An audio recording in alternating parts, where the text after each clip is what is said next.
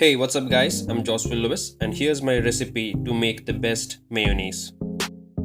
To start off with, first we'll need a mixer. To that we'll add 2 whole eggs.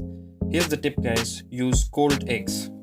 Next I'm gonna add 2 tablespoons of vinegar, half teaspoon of mustard sauce. Mustard sauce helps stabilize and emulsify oil and eggs together.